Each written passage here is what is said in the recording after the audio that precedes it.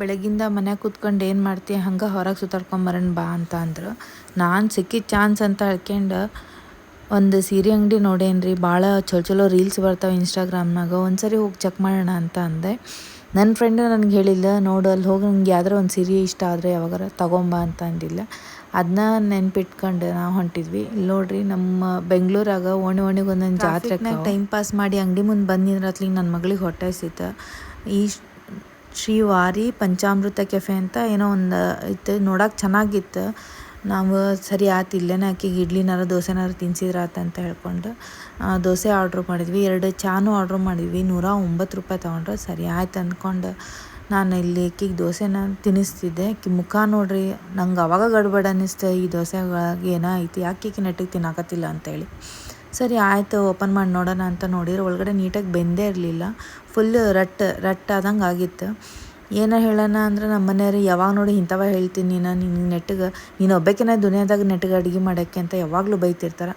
ಏನು ಹೇಳಿಲ್ಲಂಗೆ ಬಾಯಿ ಮುಚ್ಕೊಂಡು ತಿನ್ನಾಕತ್ತಿದ್ದೆ. ಹಂಗೆ ನಮ್ಮ ಮುಂದೆ ಒಬ್ಬರು ಬಂದು ಕೂತ್ಕೊಂಡಿರೋ ಅವರು ದೋಸೆ ಆರ್ಡ್ರ್ ಮಾಡಿದ್ರೆ ನೋಡ್ತೀನಿ ಅವರು ಹೆಚ್ಚಿಬಿಟ್ಟು ಹೋದ್ರೆ ಇದ್ದು. ಅವಾಗ ನಂಗೆ ಒಂದು ಸ್ವಲ್ಪ ಧೈರ್ಯ ಬಂತು. ನೋಡು ಅವರು ಹಂಗೆ ಹೆಚ್ಚಿಬಿಟ್ಟಾರೆ, ನಿಜವಾಗ್ಲೂ ದೋಸೆ ಚೆನ್ನಾಗಿಲ್ಲ ತಿನ್ನೋಕೆ. ಇಡ್ಲಿನೂ ತರಿಸಿದ್ವಿ, ಇಡ್ಲಿನೂ ಹಂಗೆ ಬಿಟ್ಲಕ್ಕೆ ಒಂದು ಸ್ವಲ್ಪನೂ ತಿನ್ನಲಿಲ್ಲ. ಹಂಗೆ ನೋಡಿದ್ರು ನನ್ನ ಮಗಳು ಎಲ್ಲನೂ ಚೆಂದಾಗಿ ತಿಂತಾಳೆ. ಅಲ್ಲಿಂದ ಎದ್ದು ಬಂದು ನೋಡಿದ್ರೆ ಇನ್ನೇನು ಕ್ಲೋಸ್ ಆಗೋ ಟೈಮ್ ಆಗೈತಿ, ಯಾರು ಇರೋಂಗಿಲ್ಲ ಅಂತ ಅಂದ್ಕೊಂಡು ಹೋಗ್ತೇವೆ ಹತ್ರ. ಇಷ್ಟು ಹಾಕೊಂಡು ಚಪ್ಪಲಿ ಅದ. ಆವಾಗ ನನಗೆ ಕನ್ಫರ್ಮ್ ಆಯ್ತು, ಸರಿ ಇನ್ನೂ ಓಪನ್ ಇಟ್ಟಾರ ಇವ್ರು ಅಂತ ಹೇಳಿ. ಹಂಗೆ ಒಳಗೆ ಹೋದೆ.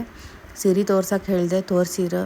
ಇದ್ರಾಗ ಒಂದು ಸೀರೆ ನನಗೆ ಇಷ್ಟ ಬಂತು. ಭಾಳ ಕಲೆಕ್ಷನ್ ಇದ್ವು. ನೋಡಿ ಸೆಲೆಕ್ಟ್ ಮಾಡ್ಕೊಂಡು ಒಂದು 5ರಿಂದ 10 ನಿಮಿಷ ತೊಗೊಂಡೆ ಇಷ್ಟ. ನಮ್ಮ ಮನೆಯವ್ರಿಗಂತೂ ಫುಲ್ ಖುಷಿ, ಏನು ಇಷ್ಟು ಜಲ್ದಿ ಆರಿಸಿದ್ದೀನಿ ನೀನು ಇವತ್ತು ಅಂತ ಹೇಳಿ. ತೊಗೊಂಡು ನಾನು ಹೊರಗಡೆ ಬಿಲ್ ಮಾಡಿಸ್ಕೊಂಡು ಬಂದ್ವಿ.